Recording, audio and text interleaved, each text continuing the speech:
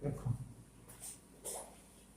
देखो बेटा, आज का जो हमारा टॉपिक है वो हम पढ़ेगा method of preparation. Hello Erin, जो हेलो एरिन है, हेलो एरिन क्या होते हैं उनका जो हमें जो है मेथड ऑफ प्रिपरेशन पढ़ना है। तो हेलो एरिन क्या होते हैं वो आप पहले भी पढ़ चुके जी, ये आपने पढ़ा था ARH। ये आपका क्या होता है, इसमें से अगर एक हेलोजन ग्रुप ऐड कर दूं और एक H निकाल दूं, रिप्लेस कर दूं, तो क्या बन जाएगा ARX। यही आपका क्या होता है जी, हेलो एरिन, हेलो एरिन। ठीक है जी। जो AR का है C6H5, क्या है वो C6H5, इसे एरिन ग्रुप बोलते हैं, एरिन ग्रुप। तो हेलो एरिन जो है, अगर हम जो ARH है वो, ठीक है जी, हम इसे बेंजीन भी बोल सकते हैं क्योंकि बेंजीन का भी यही बनेगा C6। लेकिन एरिन ग्रुप जरूरी नहीं C6H5 हो, कुछ और भी हो सकता है। लेकिन मेनली हमें जो पढ़ना है वो इस तरीके का पढ़ना, C6H5 H, या आप इसे ऐसे ले लो C6H6 में से एक H को रिप्लेस कर दो किससे, X से, तो क्या बनेगा C6H5 है। तो ये हमें पढ़ना है। X की जगह आप जानते हैं F भी हो सकता है, Cl भी, Br भी और I। अब यहाँ इस चैप्टर में जो हमें मेनली पढ़ना है वो आपको जो है बेटे, एक तो C6H5Cl, ठीक है जी, इसे आप जो है इस तरीके से लिख सकते हैं, बेंजीन इस तरीके से। ये इसका फॉर्मूला लगता है, इसको बोलते हैं क्लोरोबेंजीन, क्लोरोबेंजीन, क्लोरोबेंजीन। ये हमें पढ़नी है। भाई हमारा टॉपिक क्या आज का, मेथड ऑफ प्रिपरेशन है। मेथड ऑफ प्रिपरेशन क्या है, हेलो एरिन। हम हेलो एरिन की मेथड ऑफ प्रिपरेशन पढ़ेंगे। तो सबसे पहले तो हमें हेलो एरिन का पता होना चाहिए क्या होगी। हेलो एरिन में हमने बता दिया जो ARH लिखा हुआ है, इसमें से एक H को हटा के एक X जोड़ दो हेलोजन एटम, तो हमारा क्या बन जाएगा, हेलो एरिन बन जाएगा। जैसे कि बेंजीन है, ये क्या है, बेंजीन में एक H को निकाल के इसमें से एक X जोड़ दूं तो हेलो एरिन बनेगा। X बता दिया क्या है। अब कौन कौन से हेलो एरिन हमें इस चैप्टर के अंदर यहाँ पढ़ने हैं, अब वो देखो एक तो हमें C6H5Cl पढ़ना, इसका नाम क्या है, क्लोरोबेंजीन। बेंजीन के ऊपर Cl जोड़ दो। एक C6H5Br, मेनली जो पढ़ेंगे यहाँ क्या काम होगा, बेंजीन के ऊपर क्या जाएगा जी, Br आ जाएगा बस, तो इसका नाम क्या जाएगा, ब्रोमो बेंजीन। सब एक से एक आपको हमें पढ़ना है C6H5I, इसका नाम आइडो बेंजीन। बेंजीन के ऊपर क्या जाएगा, आई आ जाएगा, बेंजीन जैसे ये बनना ना इस तरीके से, इसके ऊपर बस क्या जोड़ दो, आइडो, इसका नाम हो जाएगा आइडो बेंजीन, आइडो बेंजीन। तो ये हमारे हुई, तो ये तो हमें पढ़ने हैं, इन तीन की ही हमें मेथड ऑफ प्रिपरेशन पढ़नी है। ठीक है बेटे। तो अब मैं देखो किस तरीके से इनकी कितने मेथड है बनाने के, जो भी इंपॉर्टेंट मेथड है वे सारे मैं आपको यहाँ करा के चलूंगा। सबसे पहला मेथड ऑफ प्रिपरेशन देखेंगे जी बनाने का। देखो जी, जो मेनली इसके और इसके लिए यूज होता है। Number first, from benzene, from benzene, अच्छी रिएक्शन है, फ्रॉम बेंजीन। बेंजीन से हम कैसे बनाते हैं, बेंजीन से बेटे किस तरीके से बनाते हैं, बेंजीन आपने यह C6H6, इसमें जो Cl2 की रिएक्शन कराओ और Cl2 की रिएक्शन कराओ, उसमें FeCl3 की प्रेजेंस, FeCl3 की प्रेजेंस और डार्कनेस, क्या होना चाहिए, डार्कनेस हो और सूर्य का प्रकाश ना होना। ठीक है जी, कहने का मतलब यही, इस वजह से डार्कनेस लिखा है। इसमें HCl बाहर निकल जाएगा, ये बढ़ेगा C6H5Cl प्लस के ये। अब इससे आप ये इसका मेन यूज जो किया जाता है वो क्लोरोबेंजीन और ब्रोमोबेंजीन बनाने के लिए किया जाता है। तो यहाँ आ जाओगा FeBr3, ये आ जाओगा डार्कनेस, ये आ जाओगा, तो क्या बनेगा C6H5 प्लस के HBr। ठीक है जी। तो ये जो है बेंजीन से हम जो है क्लोरोबेंजीन और ब्रोमोबेंजीन आसानी से बना सकते हैं। ठीक है जी। तो मेनली दो ही बनाने का क्या लगता है, क्लोरोबेंजीन और ब्रोमोबेंजीन। सेकंड मेथड क्या है बनाने का, अब आपको देखो, फर्स्ट मेथड होगा बेंजीन। बेंजीन से आप किस तरीके से क्लोरोबेंजीन बनाएंगे। दूसरा देखो, बाइसेंडमायर रिएक्शन द्वारा, बाइसेंडमायर रिएक्शन।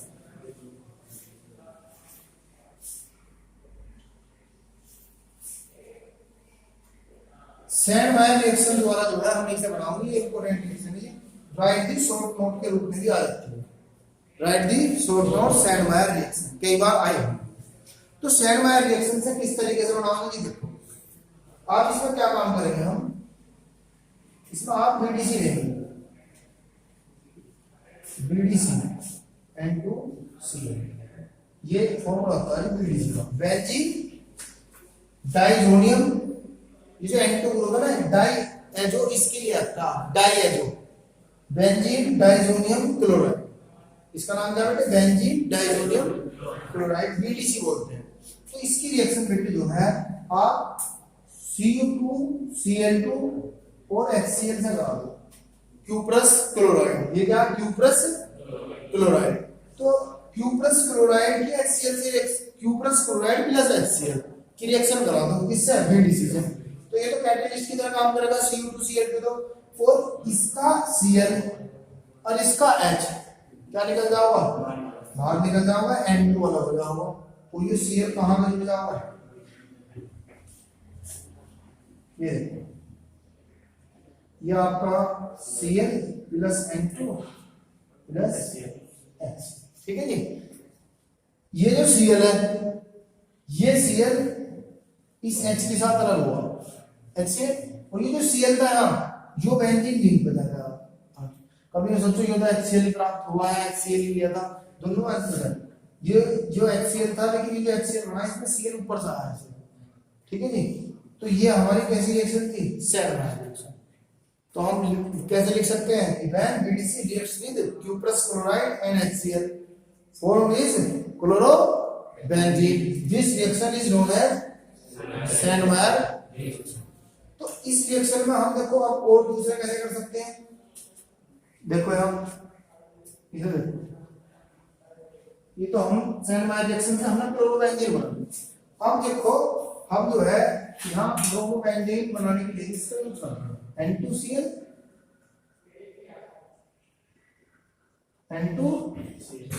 प्लस, या प्लस इस तरीके से देखो Cu2Br2 HBr से रिएक्शन करा दे, ठीक है बेटे।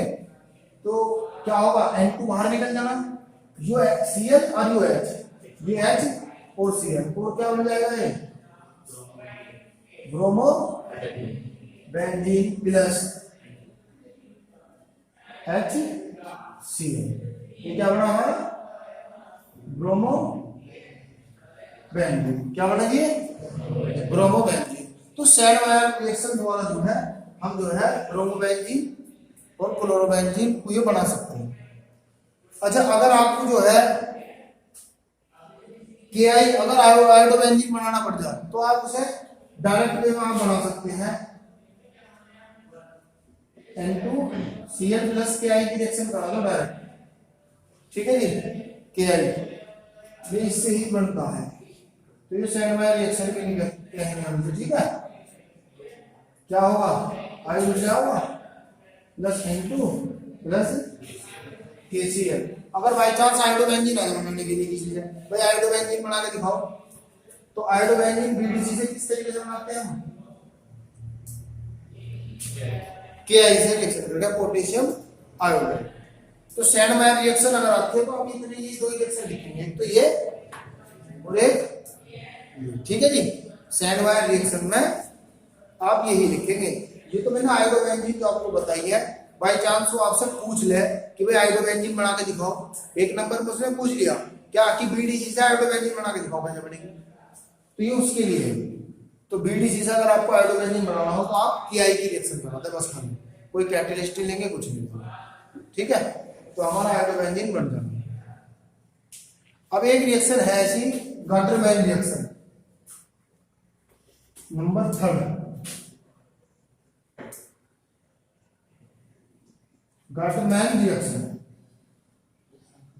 उसमें क्या होगा, देखो गाटरमैन रिएक्शन में क्या होगा, जो आपने बनाए हैं बिल्कुल सेम इसी तरीके से बीडीसी रिएक्शन करेगा, और इन्होंने क्या काम करा था, केवल इसमें Cu का पाउडर ले लिया था HCl के साथ, Cu पाउडर प्लस HCl। हाँ तो क्यूपरस क्लोराइड लिया था सैंडमायर ने, तो गाटरमैन ने क्या लिया था, Cu का पाउडर ले लिया था। Cu का पाउडर और HCl मिला दिए थे इसमें BDC में, और हमारा क्या बन गया था जी, क्लोरो बेंजीन बन गया था जी, N2 प्लस के HCl। बिल्कुल सेम ऐसी अगर यहाँ Cu प्लस HBr ले लो, क्या ले लो, Cu प्लस HBr। चलो समझ तो आ गया होगा भाई, ये तो गाटरमैन रिएक्शन होगी। अगर इसी में मैं यहाँ क्या ले लूँ, Cu प्लस HBr ले लूँ, तो यहाँ क्या लेना, Br आ जाएगा, तो क्या बन गया है, ब्रोमोबेंजीन। तो आपने जो है ये सीखा कि किस तरीके से जो है ब्रोमोबेंजीन, क्लोरोबेंजीन और आयोडोबेंजीन हम बनाते हैं। अब ऐसे दो तरीके से दो बातें आपको सीख के चलनी है। कौन कौन सी, एक तो सबसे पहले भाई सैंडमायर रिएक्शन किसे कहते हैं, गाटरमैन रिएक्शन किसे कहते हैं, ठीक है, अलग से क्वेश्चन पूछ सकता, ठीक है जी। दूसरी बात, वो आयोडोबेंजीन बनाने के लिए भी आपसे पूछ सकता है बीबीसी, वो बेंजीन से भी आपको क्लोरोबेंजीन बनवा सकता है एक नंबर में, कि बेंजीन से क्लोरोबेंजीन बनाने का केमिकल रिएक्शन लिखिए।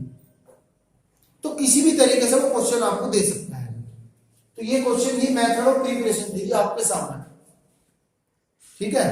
तो ये बहुत इंपॉर्टेंट है, ज्यादातर इनमें से वो क्वेश्चन पूछ लेता है। समझ में आ गई जी।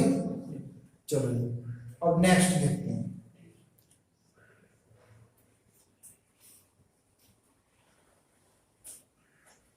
तो आपको क्वेश्चन किसी भी तरीके से आपसे पूछ सकता है, आपको जो है हर तरीके से बस क्वेश्चन आपको समझना है कि वो पूछ क्या रहा है ना। वो तो बस जो लोग आदमी वो पूछता है उसी तरीके से हम उसे बताते चले जाएंगे। चलो, और आपको एक बात, अभी तो वो बात में है वैसे, यहाँ इस तरीके में यूज नहीं है। चलो फिजिकल प्रॉपर्टी देखते हैं। फिजिकल प्रॉपर्टी, फिजिकल प्रॉपर्टी में क्या है, अगर मैं बात करूं बेटे कि जो मास किसका ज्यादा होगा, बॉइलिंग पॉइंट किसका ज्यादा है ना, बॉइलिंग पॉइंट किसका ज्यादा है। आपके पास ये लिखा हुआ है ARI, AR, BR, AR, CL और AR F लिखा हुआ। वो पूछता बताओ बॉइलिंग पॉइंट किसका ज्यादा है, तो किसका ज्यादा होगा, जिसका मास क्या है ज्यादा है। अब यहाँ तो AR तो क्या है सेम है, तो किसका ज्यादा होगा। इस तरीके से ये हमारा ऑर्डर बन जाएगा, ठीक है जी। तो ये इस तरीके से हमारा इसका मास क्या जाएगा, ज्यादा होगा। अब अगर वो इस तरीके से पूछता है कि आपसे पूछता है कि बताओ जी CL दे दिया ये उसने, एक तो ये दे दिया, एक ये दे दिया, एक ये दे दिया, बताओ किसका बॉइलिंग पॉइंट ज्यादा है, ज्यादा है। ये आइसोमर दे रखे जी, क्या दे रखे, आइसोमर ही तो है एक दूसरे के, है ना, पोजीशन ही तो बदल रही है। ये तो पैरा आइसोमर है जी, ऑर्थो आइसोमर, ऑर्थो आइसोमर, जो कैसा है पैरा, जो पैरा आइसोमर है इसका, तो ये कैसा, ये मेटा है जी, और ये पैरा आइसोमर। आपने पढ़े होंगे तो ऑर्थो मेटा पैरा। 11वीं क्लास में मैंने आपको बताया था कि जहां भी कोई ग्रुप जुड़ा हुआ है उससे अगली जो पोजीशन होगी वो ऑर्थो होगी, वो फिर मेटा होगी, और फिर क्या होगी, ऐसी इधर भी ऑर्थो मेटा पैरा। वो मम्मी पापा बताया था ना पिछले 11वीं क्लास में, बताया था OMP, O mummy papa, ortho meta para. जहां से भी ग्रुप जुड़ा हुआ है, सपोज करो आपका जो ग्रुप है वो यहाँ जुड़ा हुआ है तो जो ऑर्थो हो जाएगा, जो मेटा, और ये पैरा। जहां भी आपका ग्रुप जुड़ा हुआ है बेंजीन लिंक पे, उससे आगे इधर चल दो या इधर चल दो, OMP, ऑर्थो मेटा पैरा। चलो ये अपने टॉपिक पर आते हैं। इसको पूछना हो किसका बॉइलिंग पॉइंट ज्यादा है। इसमें सबसे ज्यादा बॉइलिंग पॉइंट जो होगा बेटा इसका होगा, फिर इसका, और सबसे कम होगा किसका, ऑर्थो। इसका रीजन क्या है? इसका रीजन ये है कि इसके अंदर सिमेट्री बन रही है। इसके अंदर क्या है? सिमेट्री है। और जो इसका क्रिस्टल लैटिस स्ट्रक्चर होती है कि सॉलिड स्टेट चैप्टर में पढ़ेंगे हम, पीछे फर्स्ट चैप्टर था ये, आपने पढ़ा भी होगा। उसमें फर्स्ट चैप्टर में आपने पढ़ा होगा कि जो क्रिस्टल लैटिस होते हैं, कि क्रिस्टल्स होते हैं, स्ट्रक्चर जो होते हैं क्रिस्टल स्ट्रक्चर, उनके अंदर जो है बिल्कुल फिट बैठे हुए हैं भाई। इसकी शेप क्या है? बिल्कुल ऐसे है। तो सिमेट्री होने के कारण, सिमेट्री होने के कारण जो है इसका जो है बॉइलिंग पॉइंट ज्यादा है। ठीक है जी। और ये थी इसकी मेनली बस यही फिजिकल प्रॉपर्टी थी। अब बात आती है इसकी chemical property.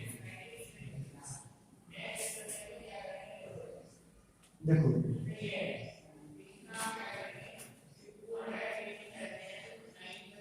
Chemical property,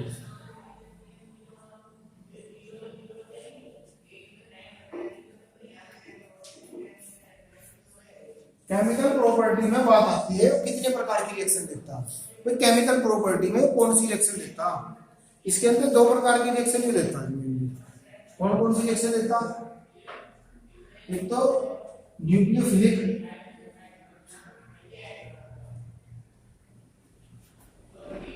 nucleophilic substitution, substitution reaction, और एक इलेक्ट्रोफिलिक, इलेक्ट्रोफिलिक सब्स्टिट्यूशन रिएक्शन। ये दो प्रकार की रिएक्शन देता है, इलेक्ट्रोफिलिक सब्स्टिट्यूशन और ऊपर क्या लिखा हुआ? Nucleophilic substitution reaction. अच्छा, अब हम ये पढ़ेंगे क्यों न्यूक्लियोफिलिक सब्स्टिट्यूशन रिएक्शन क्यों देता है और इलेक्ट्रोफिलिक सब्स्टिट्यूशन रिएक्शन क्यों देता है। ठीक है जी। तो इससे पहले आपको ये भी पता होना चाहिए कि भाई न्यूक्लियोफिलिक सब्स्टिट्यूशन रिएक्शन क्या हो, और ये आप पहले भी पढ़ चुके। हेलो एल्केन जो मैंने पढ़ाया था उसमें आप पढ़ चुके कि अगर एक ग्रुप हटेगा और दूसरा जाकर जुड़ेगा, और जुड़ने वाला अगर नेगेटिव है, कैसा है?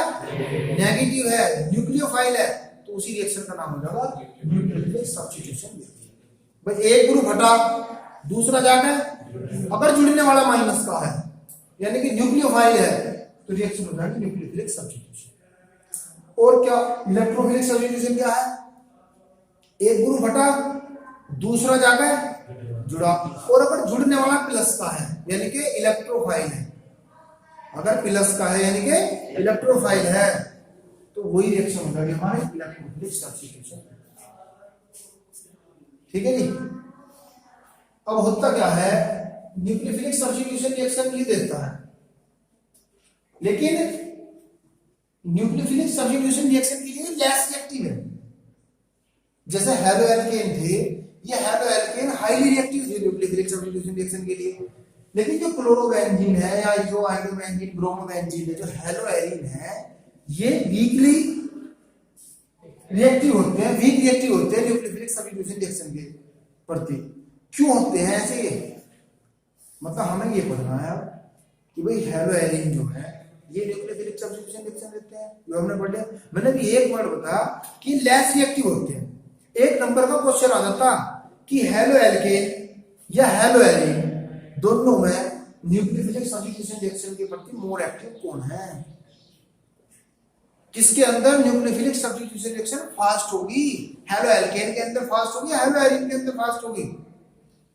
तो हेलो एल्केन के अंदर फास्ट होती है, हेलो एरिन के अंदर ये रिएक्शन इतनी फास्ट नहीं होती। हेलो एरिन ज्यादा रिएक्टिव नहीं होता न्यूक्लियोफिलिक सब्स्टिट्यूशन रिएक्शन के प्रति। इसका कारण क्या है? देखो क्या है सवाल। देखो जैसे कि आपका ये है,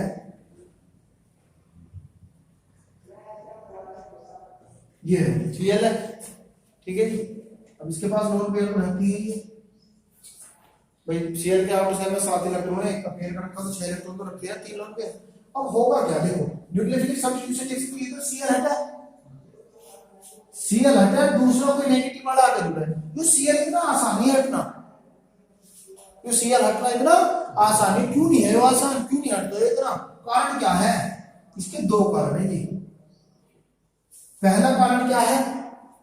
जो CCl बॉन्ड है, प्रत्येक बॉन्ड में C तो है, CCl बॉन्ड के अंदर डबल बॉन्ड कैरेक्टर आ जाता रेजोनेंस के कारण। यानी कि पहला रीजन जो हम इसका पढ़ने जा रहे हैं, एक तो रेजोनेंस के कारण और दूसरा भी हाइब्रिडाइजेशन के कारण। एक तो रेजोनेंस का कारण होगा, रेजोनेंस के कारण से क्या होगा, जो सीसीएल बॉन्ड है, जो सीसीएल बॉन्ड है इसके अंदर डबल बॉन्ड कैरेक्टर आ जाएगा।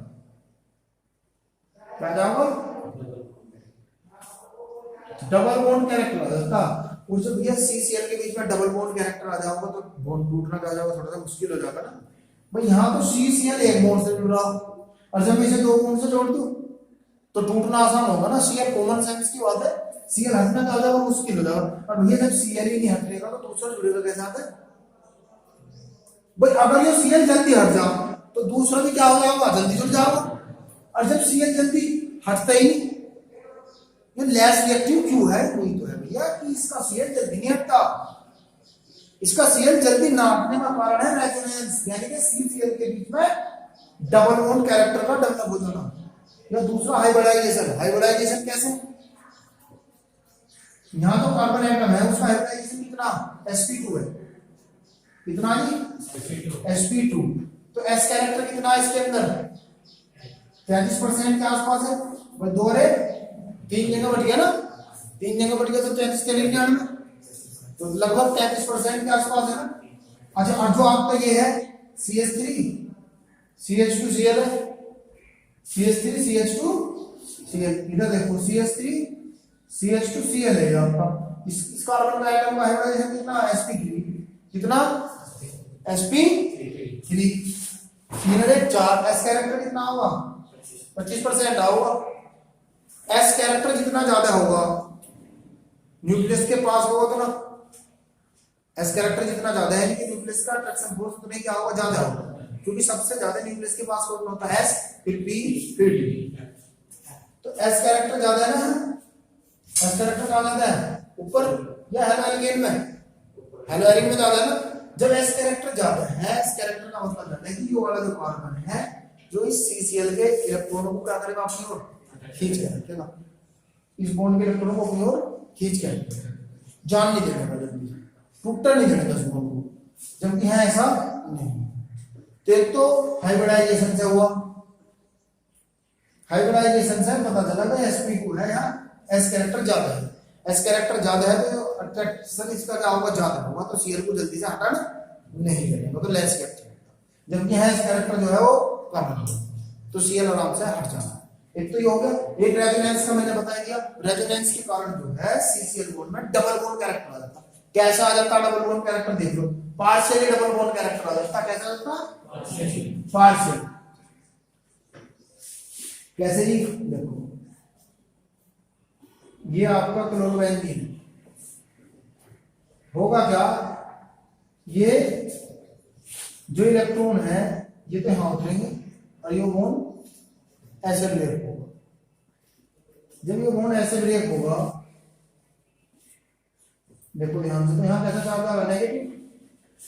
और इससे जब ये इलेक्ट्रॉन यहां उतरे, दो इलेक्ट्रॉन उतरे यहां, तो एक बॉन्ड बनाने के लिए क्या इलेक्ट्रॉन चाहिए, एक बॉन्ड बनाने के लिए क्या इलेक्ट्रॉन चाहिए, दो। तो यहां जो है Cl का जो है पार्शियली डबल बॉन्ड आ रहा है। Cl को माइनस को आ जाना क्योंकि इसकी तरफ से इलेक्ट्रॉन तो चले गए ना, और यहाँ नेगेटिव आ रहा है। तो ये बात बताओ, आई समझ में नहीं आई भाई। ये इलेक्ट्रॉन यहाँ ट्रांसफर होगी तो इन्होंने डबल बॉन्ड बनाया, जैसे ही यहाँ ट्रांसफर हुए तो ये रिपल से होगा, ये आगे को टूट जाओगा। तो जैसे ही आगे को टूटा तो यहाँ क्या माइनस आया, ये डबल बॉन्ड। अब क्या है, अब ये रेजोनेटिव स्ट्रक्चर बननी शुरू होगी। अब ये बॉन्ड ऐसे टूट जाओ, जब ये बॉन्ड ऐसे टूटेगा तो यहाँ क्या होगा,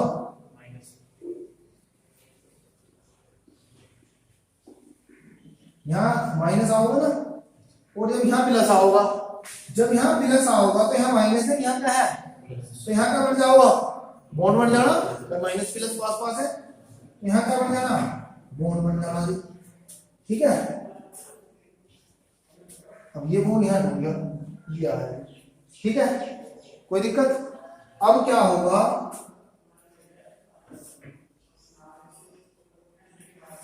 जो बॉन्ड अब ऐसे टूट जाना, जब बॉन्ड ऐसे टूटेगा तो यहाँ माइनस आओगे, यहाँ क्या होगा, तो प्लस माइनस क्या बना लेंगे, डबल बॉन्ड।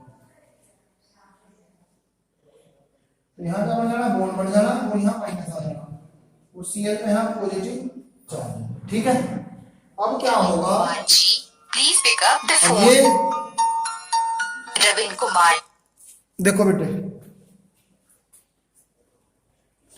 अब इसमें क्या है, अब ये जो बॉन्ड है इस तरीके से टूट जाना है, इसके इलेक्ट्रॉन यहाँ शिफ्ट हो जाने हैं। तो जब यहाँ शिफ्ट होगा तो माइनस यहाँ का होगा प्लस, तो यहाँ क्या हो जाना डबल बॉन्ड, यहाँ का जाना डबल बॉन्ड, और वापस ये इलेक्ट्रॉन लोन पेयर, ये दो इलेक्ट्रॉन थे वापस चले जाएंगे। आगे जाकर माइनस आओगे, तो माइनस है और प्लस है, तो क्या हो जाएगा न्यूट्रल। तो ये आपका क्या हुआ, ये रेजोनेटिंग स्ट्रक्चर हुई इसकी। इस रेजोनेटिंग स्ट्रक्चर से मुझे ये पता चला कि CCl के बीच में पार्शियली डबल बॉन्ड था। पार्शियली इस वजह से बोला क्योंकि ये थोड़े टाइम के लिए आया है, बाद में घूम फिर के फिर ऐसा कैसे नहीं आ गया। तो जो है न्यूक्लियोफिलिक सब्स्टिट्यूशन रिएक्शन देता है, और ये लेस रिएक्टिव होता है न्यूक्लियोफिलिक सब्स्टिट्यूशन रिएक्शन के प्रति। क्या होता है, लेस रिएक्टिव होता है। क्यों होता है लेस रिएक्टिव, क्योंकि एक तो हाइब्रिडाइजेशन के कारण यहाँ जो है इसमें sp2 हाइब्रिडाइजेशन होता है, s कैरेक्टर ज्यादा होता है, जबकि हेलो एल्केन में क्या होता है 25% होता है, वो कम होता है इसका। तो यहाँ अट्रैक्शन ज्यादा होगा, Cl को जान देंगे, तो लेस रिएक्टिव होगा।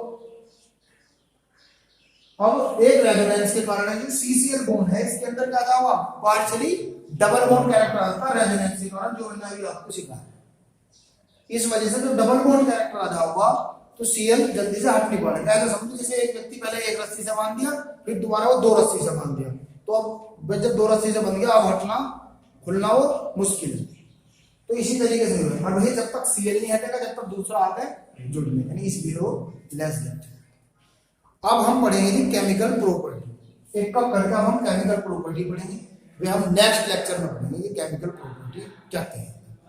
ठीक है बेटे, आज तो हमने इतना ही पढ़ा कि जो क्लोरोबेंजीन जो है हेलोएरिन है, जो क्लोरोबेंजीन है, जो कौन कौन सी रिएक्शन देता है, न्यूक्लियोफिलिक सब्स्टिट्यूशन रिएक्शन और इलेक्ट्रोफिलिक सब्स्टिट्यूशन। अब हमने ये पढ़ा न्यूक्लियोफिलिक सब्स्टिट्यूशन रिएक्शन तो हम जानते हैं भाई, एक चीज हटेगी दूसरी जाके जुड़ेगी, जुड़ने वाला क्या है माइनस का न्यूक्लियोफाइल। अब हमने ये पढ़ा कि लेस रिएक्टिव होता है न्यूक्लियोफिलिक के लिए, क्योंकि इसका Cl जल्दी नहीं हट पाता। भैया जब Cl जल्दी हटेगा जल्दी तो दूसरा आगे जुड़ेगा, जो क्यों नहीं हटता जल्दी, इसका कारण क्या है, एक तो CCl बॉन्ड में जो है पार्शियली डबल बॉन्ड कैरेक्टर आता है रेजोनेंस के कारण, जो मैंने अभी बताया आपको, और एक हाइब्रिडाइजेशन s कैरेक्टर ज्यादा होता है, जिससे कि अट्रैक्शन फोर्स ज्यादा होता है Cl को जाने देता है। ठीक है बेटे, भाई इतने